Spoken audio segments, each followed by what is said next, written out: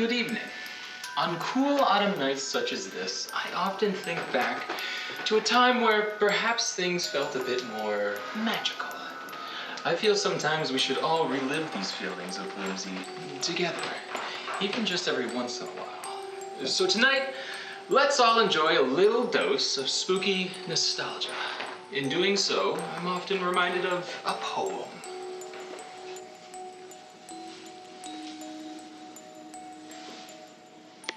Remember a time, so long ago it feels like a dream, on a night where the moon has a peculiar gleam, where you and your friends went house to house in search of treats, while the creatures and ghouls roamed around in the dark of the streets. Though as we grow older, the festivities seem to cease. Perhaps there's a little magic still left in one piece.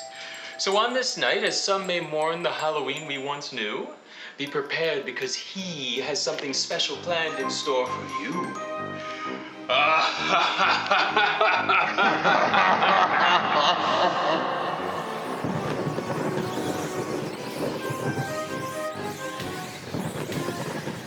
we having fun tonight, pretties? What's up, everyone, and welcome back to a very spooky episode of Plaid Hobbies. With Halloween right around the corner, I often think back to how I celebrated the month of October as a kid. Other than the usual festivities like trick-or-treating or dressing up or decorating, I also have pretty good memories of all the school-related stuff we did. I remember in the weeks leading up to Halloween, we used to do a ton of crafts in school. And since Warhammer is basically just, crafts for adults, I thought I'd relive some of those old memories by picking out something spooky to paint for this month. So let's head down to the workshop and see what we can find. Alright, let's see what we got here. Bit too silly. Too old. Too horny. Nope, that one's saved for later. Too anime. Yeah, nope. Nope. This could work. Oh, perfect. Yep, I think these will do just fine. Alright. These Nighthaunt models I think will be perfect. Now let's use a little bit of Halloween magic to get them assembled. And just like that, they're ready to go. I've been wanting to work on some Nighthaunt for ages, so I'm pumped to finally get to paint these guys. I also went ahead and 3D printed some Halloween themed bits to use on the bases as well.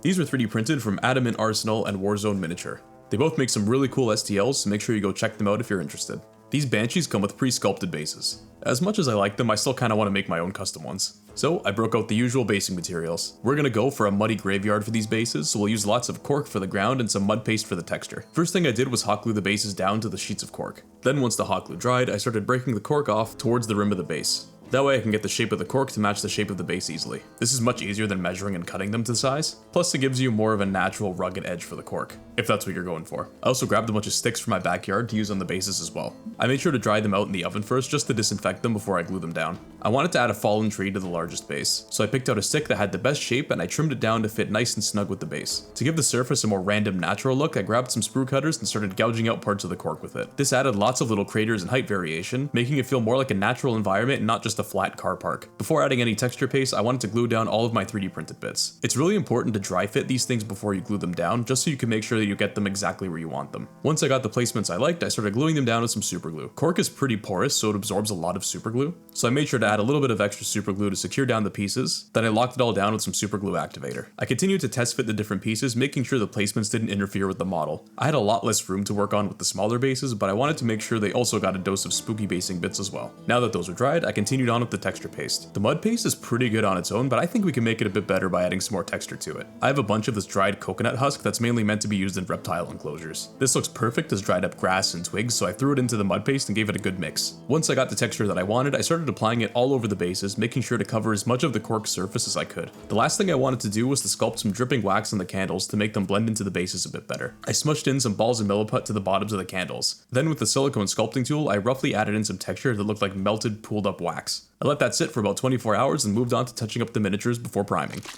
Sadly, these Banshees are push-fit kits, which means they come with some pretty gnarly gaps that I gotta fill. But I took this as an opportunity to add some textures to them as well. I used the classic Tamiya spot putty to fill the gaps in. I squeezed some out into a toothpick and then I started pushing it into the gaps, making sure to smooth it flat after to create a seamless look. While I had it out, I added some texture to the cloth as well. I used an old brush to start stippling the putty randomly along the cloaks. I wanted to make these look more like an old rotted canvas rather than a more silky smooth cloth. Once I let that dry, I got ready to prime them. Once again, I used the classic Viejo Mecha primer to get these guys ready to paint. While these were drying, I took that time to start thinking about colors. In the last video, I talked about how important inspiration and references are to the creative process. And much like in that video, I'm once again stuck on how I want to paint these guys. So whenever I'm in a slump like this, I turn to the things that inspire me. In today's case, one of my favorite video games. Bloodborne would probably be my favorite game of all time if it wasn't for a little niche indie game called Halo 3 taking the #1 spot. Don't know if you guys have heard of it. Bloodborne's world has such great art direction, especially in its color choices, so I wanted to try to reflect some of that on the Nighthaunt models. I took photos of some of the drawings I wanted to use for inspiration, then headed back to the airbrush booth. A lot of Bloodborne's art tends to have a lot of colder colors, and the best way to make any color feel a bit cooler is by giving them some blue undertones. I used a dark blue paint over top the primer. This is barely visible on camera, and even in real life it was pretty subtle, but building these tones up in multiple layers is key to getting definition. I tried to keep this mostly sprayed from the top down, that way I can preserve that black primer underneath as a shadow.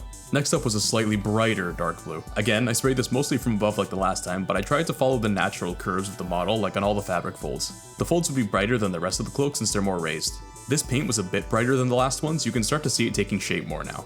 I mixed in a lighter blue to the previous paint and I did a more controlled airbrush pass from above, as well as on the highest points of the miniature. I'm trying to build up as much volume as I can before we knock it back later with enamels. Finally, I mixed a white and a light blue paint together to give it one final highlight pass, just on the exposed areas. And while I set that aside, I gave all the bases a base coat of red-brown. With the ghosts being such a cold color scheme, I wanted the ground to be a bit more of a warmer tone, just for that contrast. With my base coats looking nice and ghostly, I got prepared to start brush painting them. Before I moved on to painting other colors, I wanted to really reinforce the texture on the cloth first. I mixed a white and gray paint together to give me a more subtle tone for the cloth texture. I started this process by painting on very thin lines going downwards on the raised parts of the cloth. Using a really sharp pointed brush is key to this, as you can make the lines much more fine and have total control over it. Once I had those done, I started connecting some of the lines between the folds. I didn't connect every line, just random ones here and there to create a more random pattern. I continued to do the same technique on the rest of the cloth as well, and once those lines were all completed, I did long downward strokes on the cloth to create the look of woven threads. It may stand out a bit right now, but after we do all the enamel washes later on, it should tone back a lot of what we just painted. I left the lines off of the bottom parts of the cloth as well because later on I wanted to do some object source lighting in those areas, so I wanted the cloth to transition into a ghostly glow. I wanted to tone down the texture I just painted just a little bit, so I mixed together a dark and a light blue paint and lightly airbrushed it over top everything. I didn't really want to cover this up, I just kind of wanted to tint it to knock down that contrast a bit. This should help blend it in more with the rest of the colors. Now that the cloth was taken care of, I wanted to start painting all of the other areas before moving on to the weathering.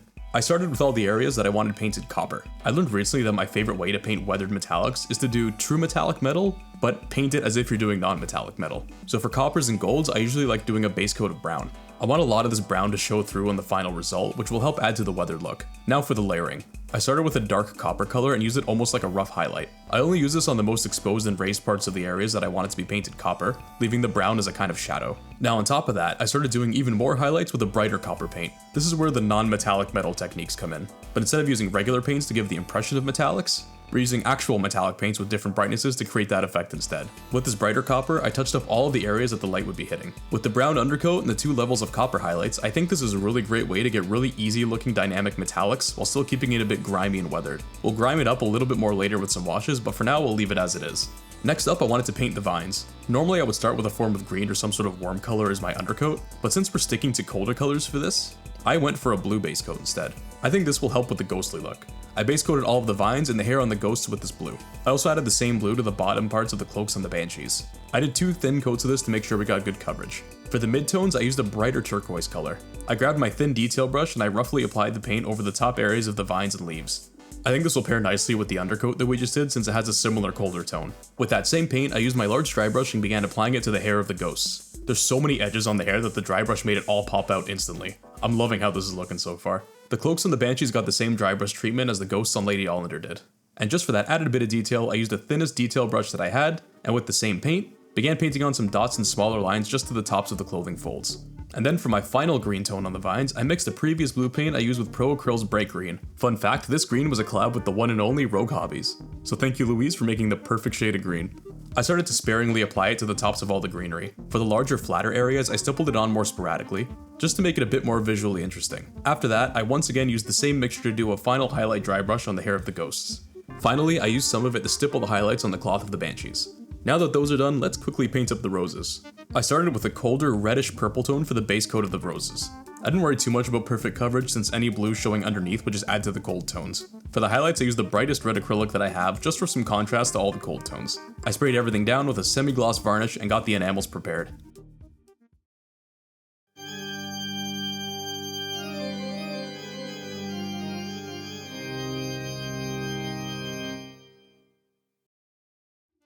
As much as I like the ghostly white look of the cloth, I do want to age it down a little bit to look more like old canvas, and I think I have the perfect paints to do this with. I've used these Mr. Weathering color paints before on Gunpla, but I've never used it for something like this. These three colors seem to be exactly what I need to try to match this reference photo. So let's work our way from dark to light. I poured some of it into a cup and thinned it down a bit first, then started pulling it on the cloth with an old brush. I forgot how pigment heavy these paints were, but we're gonna just be removing a lot of it in the end anyway, so it's not a huge deal. I made sure to get a good coat of this stuff all over the cloth, then left it to dry a little bit before coming back to it. Once it was a bit dry, I came back to it with a Q-tip dipped in enamel thinner and began to remove the excess. This was already starting to do the trick of tinting everything that we already painted. You can see the pattern that we painted earlier start to show through a little bit more. I removed as much as I could with the Q-tips, mainly focusing on the raised edges and higher areas, leaving some of the wash to stay in the darker recesses. Honestly, just on its own, this one paint is already doing a great job of making the cloth look old. I could leave it here, but I want to keep going to see how far we can push this effect. I continued with the middle tone, which has a slight green tint to it. Instead of doing an overall wash, I used a thinner brush to selectively apply it to areas I felt could use it. I didn't really have a game plan for where I applied it, I just kind of applied it randomly. I want this and the next paint to act more as random spots of grime that accumulated on the cloth over the years, so I'm trying to be as random and sporadic as I can be with it. Finally, we can use the brightest paint of the bunch. I wanted this to really add some texture, so I tried applying it roughly with a dry brush, but instead of making dry brush motions, I sort of pressed the paint into the model randomly, almost as if I was stippling it. For this paint, I tried to keep it only on the raised and exposed areas, as I want those to stand out the most. Once it dried, I took a Q-tip with some enamel thinner again, but instead of removing the excess, I just let the thinner kind of pool onto the model a little bit. This should cause the enamel to separate, causing a more random texture. Next up, I wanted to get all of the copper weathered. I did this using a dark rust enamel paint. I thinned it down a little bit and applied it to the metallic areas, letting it pool in all of the recesses. This is really what finalizes my approach to metallic painting, as the wash unified all three layers of the acrylic that we painted earlier. For the blue, I washed it with some of Ammo's dark sea blue. I used some of this a bit in the last video as well, but I find it didn't really show up too well on what I painted. But putting this directly over a light blue turned out perfect. It instantly added a ton of contrast to it and gave a nice tint to all of the lighter blue areas that we painted earlier. I applied it to the tabards, the hair, as well as the vines. I didn't mind getting it on the roses as well, since I kinda wanted to stay with that colder tone anyways. After wiping away the excess with a Q-tip, you can immediately start to see the contrast between the dark enamel areas and the bright areas of the acrylics. This added a ton of pop to all the blue areas. Before we finish up the brush painting on these miniatures, I want to prep them for the glow effects that we're going to do later. And there's no better undercoat for a bright glow effect than white. It'll make any ink or fluorescent paint we put over top of it after glow like crazy. I applied it to all the arms, the skulls, and the blades. While we wait for the white paint to dry, let's finish those bases. I decided now would be a good time to glue the miniatures down as well. I wanted to make use of the pegs that came with them to secure them in a bit better. To get a perfect reference for the holes, I put some paint on the ends of the pegs and pushed them into the base. This gave me a perfect guide to drill my holes. After getting them drilled out, I superglued the models into the holes and got them secured. Lady Ollander didn't have these pegs, so I used a big glob of superglue to get her attached. I wanted to blend in the models a bit more to the bases, so to do that, I just added some of the same mud texture paste from earlier around the seams. To start painting the bases, I gave all of the mud a dry brush of a reddish brown paint. Again, I tried to keep with the warmer tones of the bases to contrast the colder colors of the models. With this dry brushing step, you can instantly start to see all of the texture we added earlier start to pop. I started basing the pumpkins with a neutral orange paint, dry brushing it all over. I wanted to keep a lot of that brown base coat showing in the recesses, so dry brushing was a quick way to do all that. I started picking out each segment of the pumpkin with a brighter orange and a thin detail brush. I made sure to keep this more at the top and the middle, feathering it out towards the bottom of the pumpkin to create a shadow. Finally, with a light rust paint, I did one final highlight in all the top segments of the pumpkins, giving them that last bit of pop. For the coffin, I wanted to make it look like old rotted wood. To give it some wear and tear, I dry brushed it with a tan paint. I made sure to hit it mostly on the edges and the corners of the wood, since that's where you'd get most of the wear and tear first. After that, I gave it a heavy wash with some snakebite leather contrast paint. While that dried, I started painting the fallen tree. I wanted to paint it like a birch tree, so I started with a heavy dry brush of a neutral gray paint, only hitting the tops and the sides of the branches. After that, I took my dry brush again with a pure white paint and covered up all the top sections of the branches with that. Then finally, for the birch pattern, I painted on some random stripes using a dark gray paint. Once that all dried, I came back with a thinned down green enamel paint and applied that all over the coffin and the fallen tree. This old, gross green color should really help the wood look like it's been sitting there a long time and it started to rot. I wanted to add a tiny bit more ground texture to the bases, so I dried out some fallen leaves I found in my backyard. I tried to use this leaf-shaped punch on them, but the leaves were way too brittle and just kind of fell apart before I could do anything. So instead, I went nuclear. The coffee grinder ended up making a lot of little randomly shaped bits out of the leaves, which for this scale makes a perfect forest floor cover. To apply it to the bases, I watered down some clear Elmer's glue with some water and mixed it together. I then thickly applied it all over the bases with an old brush. While the glue was still wet, I started sprinkling on the leaves in random areas. I tried to clump them more up in the corners since that's kind of where the wind would naturally push them. I did the same thing on all of the smaller bases as well. Once they were applied, I watered down my glue mixture even more into a wash consistency. Then with a pipette, I applied more glue over all the bases. This should really help permanently lock in all the leaves. This stuff really doesn't self-level very well when you thin it down this much, so I had to wipe off a lot of excess glue from the base rims. I left them to dry for a day, and when I came back, they looked perfect. The Elmer's glue dried perfectly clear and held them down super strong. For one final touch on the bases, I decided to sparingly apply some grass tufts. The self-adhesive on them didn't work very well, but I think that's because of the glue that we put on earlier. So if you do a similar technique to this, try gluing the tufts down instead. That should secure them a bit better. With that done, we can finally move on to the final step for these guys. I feel like for spooky ghosts like these guys, you gotta add some sort of ethereal ghostly glow. I purposely left the ends of the robes on Lady Ollander unpainted with only the primer showing through, because I wanted to try to make her robe transition into a ghostly glow. I think this will sell the otherworldly look to them. To start the glow effects, I applied the brightest white that I have, which is an artist ink, to all of the areas that I wanted to have the glow. I sprayed this at the ends of all of their cloaks and their hair, fading it out towards the middle to transition back into the cloth. I also added some of this to other areas that I wanted some lights on as well, like the candles and the jack-o'-lanterns. I couldn't think of a glow color I wanted to do for these guys, but thanks to some help from some friends, they decided on a neon greenish yellow color. I mixed the green ink and the yellow fluorescent paint together in a cup and put them in my airbrush. I started to spray it all over the areas that we've painted white. This meant the bottoms of the cloaks, the arms, the blades, and the exposed skulls. I wasn't worried about any overspray since I figured this would kind of give off a glow effect anyways. I used the pure yellow fluorescent paint just on the jack-o'-lanterns and the very tips of the glowing areas. There were a few candles on the bases as well, so with an orange fluorescent paint, I lightly airbrushed it over the tips of the candles, letting it spill off into the surrounding areas. To finalize the glow effects, I dipped some pure white ink into the eyes of the jack-o'-lanterns and the skulls and the ghosts to add the brightest spots of the source light. And the final detail I wanted to add was a bit of blood dripping from Lady Ollander's eyes. So to do this, I used some classic blood for the blood god. And finally, we paint the rims of the bases black, and these guys are set for Halloween. And there they are, my entrance into the Nighthaunt.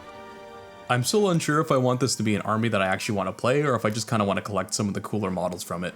But for a fun Halloween project, these were perfect and definitely scratched that spooky itch. If you want to check out any of the 3D printed basing bits that I used, all of the shop links will be in the description below, so feel free to give those creators some support. I have a bad habit of not really advertising any of my other platforms as much, but just so everyone knows, there's a Plaid Hobbies Discord for anyone who wants to come chat or show off their models as well. The link to that is in the description as well as all of my other socials and links. And now that these models are done, I'm going to take a break for the last week of October and enjoy some chocolate and horror movies. I hope you guys enjoyed the Halloween specials this year, I can't wait to do more of them, and I hope it added a bit of spooky nostalgia to your Halloween. And with that, this has been Plaid Hobbies, thank you for watching, have a spooky Halloween, and I'll see you again in November.